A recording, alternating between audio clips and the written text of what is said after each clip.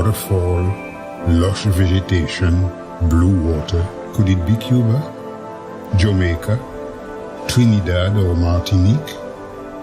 No, it is Haiti.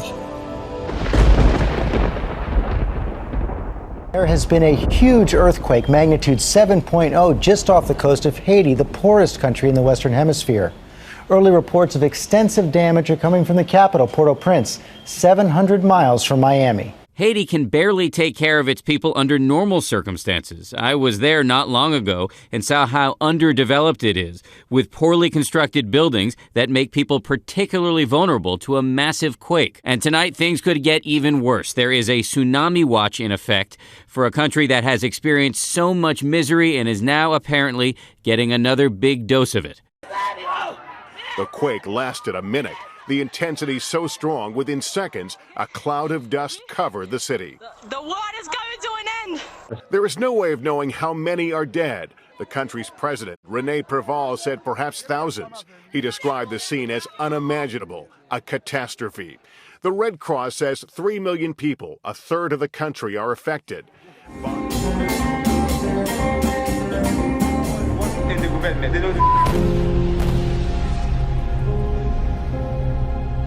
You need someone who can inspire the people. So I called my friend Michel Martelly. I was like, you know what?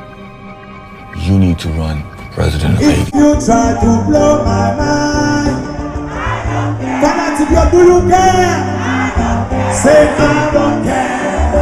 I don't even keep them in. I don't even shut down. Son del garçon, on son président, c'est un champion. Everybody to Bona, Everyone is on board. Everyone. The unrest was spreading, and the people were not backing down. It doesn't matter. We're going to win somehow. The people won't let it go through this time.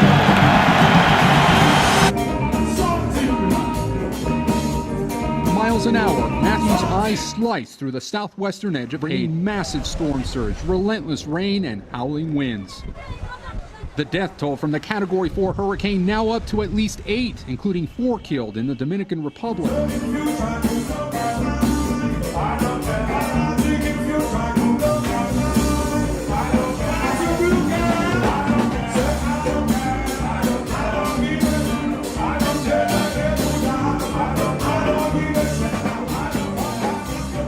Known as Banana Man, Jovenel Moïse, a banana exporter without any experience in public office, was sworn in as Haiti's 58th president. I understand this task is not easy, but I'm here to tell you I will work hard to bring change to this country, to make sure all Haitians can have a better life. Today is a good day for Haiti and a good day for democracy. He began his career as an auto parts dealer. He rose to power handpicked by former President Michel Martelly as his successor. Moïse says he's the kind of person that gets things done.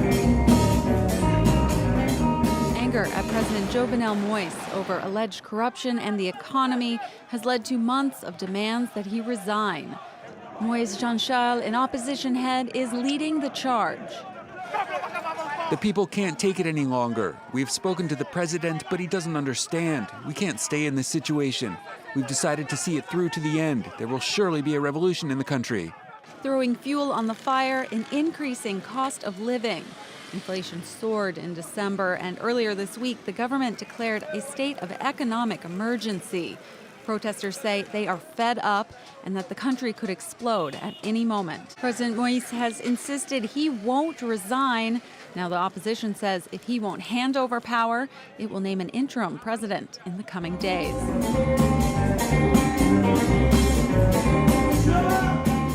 Haiti declared a state of emergency on Wednesday, hours after the brazen assassination of the Caribbean nation's president.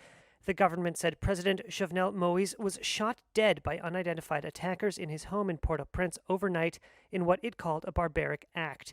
The 53-year-old president's wife, Martine Moïse, was also shot and injured and receiving medical treatment. Interim Prime Minister Claude Joseph said in televised remarks that the government had declared a state of emergency amid confusion over who would take over the reins of the country. It's very worrisome.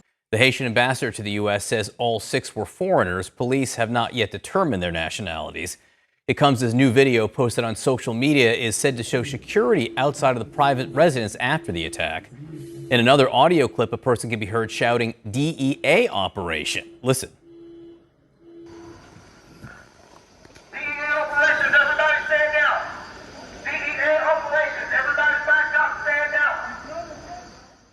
Now, CNN cannot independently confirm the authenticity of the audio or the video. The U.S. State Department denies the attackers were DEA agents. A spokesman calls the claims absolutely false. Now, a state of siege has been declared in Haiti. There is no essential law of the land right now that is functioning. Second, this prime minister has allegedly been connected with the assassination of the former president. So that is something that's always going to taint his leadership. And then thirdly, this was a prime minister that was imposed on the people without their will. So when you look at all of these situations, and then on top of that, he doesn't seem to have the strength to be able to pull everything together and address these issues, you're going to have protests because this is not who the people wanted in the first place, and he's implicated in an ongoing investigation.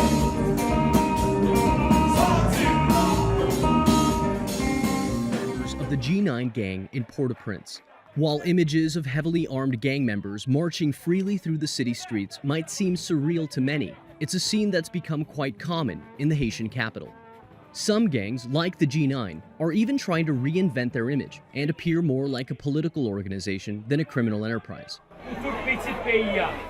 We want to build good schools, good hospitals, have good, clean water. We are the sons of the nation. The police could do something for us because they're the law, so they're the ones that should protect us. But they don't do anything, so we don't know what to do. Gang violence is not a new phenomenon in Haiti. Even government leaders have been known to use gangs in the past to exert political control. But locals tell us the scale of the violence is reaching unprecedented levels. We need security in this country. We can't go on living like this anymore. We have people with guns everywhere, and the police beats us with sticks, and everything is really hard for us. We need change in this country. This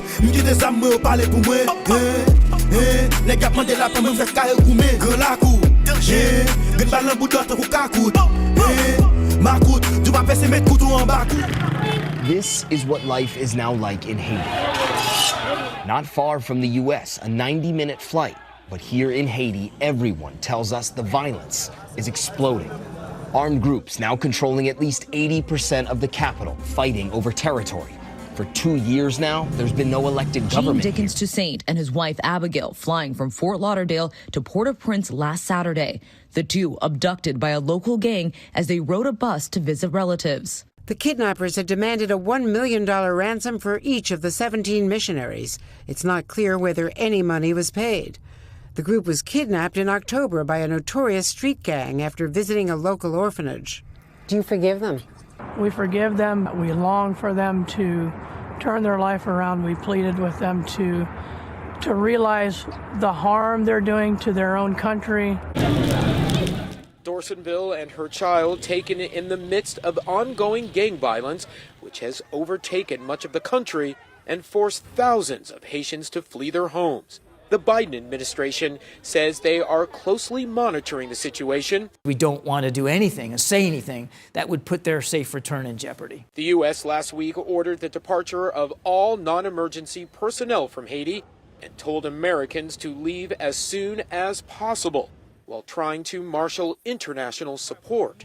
We've been very focused on trying to put in place what's necessary for a multinational force, including finding a lead nation to take this on. But the delay in creating that so-called multinational force could make matters worse. The gang leaders, they feel that their days are numbered. I think now it's the most dangerous time to be in Haiti because anything can happen to you. And it's innocent Haitians and people like the Dorsonvilles dedicated to helping them The violence getting in caught Haiti in has the crossfire. escalated this year. According to a new UNICEF report, nearly 300 women and children were kidnapped in the first 6 months of 2023.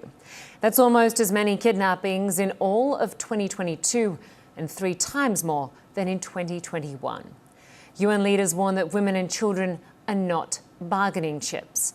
The report said in most instances, children and women are forcefully taken by armed groups and used for financial or tactical gains. The victims who manage to return home grapple with deep physical and psychological scars, possibly for many years. Haiti, ordinary people are fighting back against gang members. They are calling it Bois Calais. Well-armed gangs have been terrorizing the capital Port-au-Prince for months. They control entire neighborhoods. With little action by the authorities, people are taking justice into their own hands, going out into the streets with machetes and sticks to hunt down suspected gang members and kill them.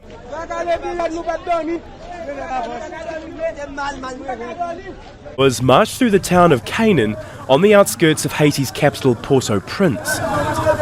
They want to rid the area of gangs. Protesters searched homes. This machete is to cut off the heads of those who are making the people leave their homes because these gangs make our lives unbearable and destroy the country. But as this group marched through the town, the gang that controls the area opened fire with machine guns. The gangs are shooting at us. I'm looking for shelter. Local rights groups say many people were killed and dozens wounded, and some people were kidnapped. Some have accused the organiser of the march of being irresponsible, saying parishioners with machetes were no match for gang members armed with assault weapons. Gang violence has grown out of control in Haiti. Up to 80% of Port-au-Prince is now under the control of armed groups. This year alone, 2,400 people have been killed and nearly 1,000 kidnapped. Has been reeling since the assassination of President Jovenel Moïse 2 years ago, which spurred an increase in kidnappings, unrest, and gang violence.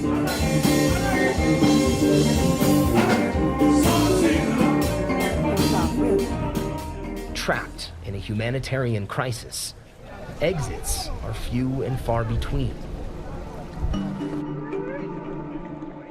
Still, some are determined to forge new paths, coming north to a city called Port-du-Pay and then sailing to Turtle Island, where there's a history of smuggling going back centuries.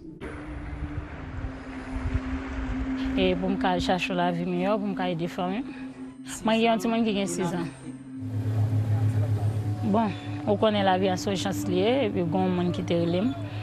Moi tant mieux et m'te décidé participer. So many have come here for a chance to illegally cross to the US by boat, creating an industry of sorts. Smugglers charging high prices, $3,000 each, for a chance at a perilous voyage on a rickety boat. Still an upgrade, some say, to the horrors they faced at home. Je suis obligé de quitter derrière pour entrer la tortue. Quand je suis là comme ça, et puis nèg toujours passer, faire va-et-vient. Oui, je suis peur. Quand il y a des gens qui voyagent dans le bateau, ils perdent la ville, ils mangent, quand il y a tout, ils chalet tuyau. Je suis risqué parce que je suis déjà là et pour ça je suis sorti. International Bridge in Del Rio in Texas, a camp that's become home to thousands and which reveals yet another crisis at the border in America. They cross the Rio Grande River that forms the border between the US and Mexico, most of them Haitians, willing to take the chance that they will be processed and allowed in, willing to tolerate what's been described as a squalid existence here. There is not enough food to give to everybody who's inside there. We need to get out of the camp to look for food. Things are worse. It is these pictures of Border Patrol agents on horseback pushing migrants into the river that have caused so much anger. For some, they carry the echoes of the worst chapters of American history. What we witness takes us back hundreds of years. What we witnessed was worse than what we witnessed in slavery. Cowboys with their reins again whipping black people, Haitians, into the water. The US has already removed thousands from the camp, large numbers flown back to Haiti.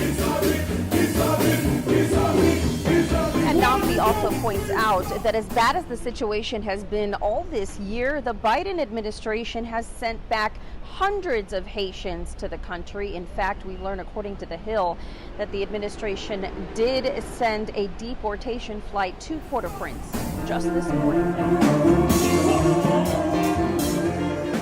Austin, now the warning from the U.S. Embassy there. That's right, and they're saying that all Americans need to leave Haiti, quote, as soon as possible. This is as gang violence really starts to take over the streets there in the capital of Port-au-Prince. Now, just yesterday, the Biden administration sent a deportation flight to Haiti, and according to the Miami Herald, for months now, residents there, they've stopped some armed groups from expanding and tightening their grip of Haiti, but unfortunately, those armed groups right now are controlling about 80% of the capital there, Port-au-Prince. Now, all of this has started to force those who live there to abandon their homes and to set up camp. Take a look at the reality as folks live there.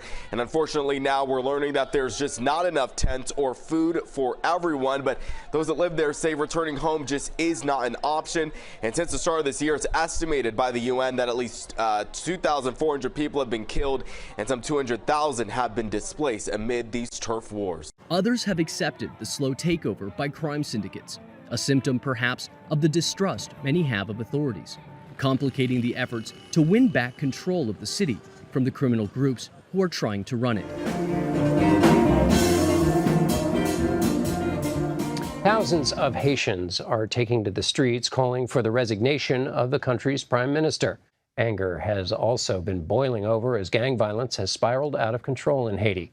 Last week, the Haitian Prime Minister Ariel Henry asked for the international community to deploy armed forces. After more than 2 years of gang violence, deadly clashes, and brutal kidnappings in Haiti, international troops now being called to intervene. 13 votes in favor. The draft resolution has been adopted. Tonight, the United Nations voting to send military force to stabilize the country. Gangs currently controlling over 80% of the country's capital, Port-au-Prince, according to the UN, who has called the status quo a catastrophic spiral of violence. The vote allowing for a non-UN force to provide support to Haiti's national police for at least a year in hopes of regaining control of critical infrastructure like the airport, ports, and roads. The African country of Kenya willing to lead the charge. We'll also be training the Haiti police so that they can have their numbers, so that we go, we finish our mission, we come back, we leave them with a stable country.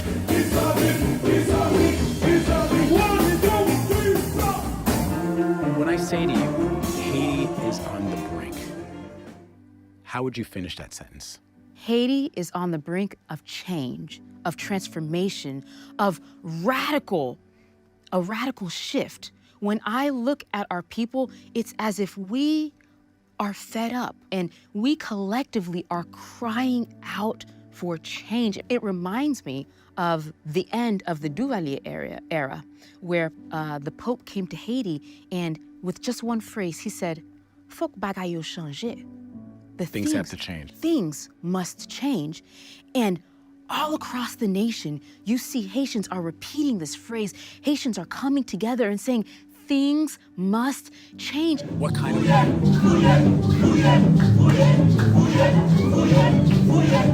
I'm here in Cap Haitian, and I am ready to go to the canal tomorrow with my entire P4H Global staff. We are shutting down the office so that we all together can stand in solidarity with those Haitians who are fighting for a better future for Haiti. Hello, everyone. I am here in Cap Haitian with my team, and we are on the way to the canal.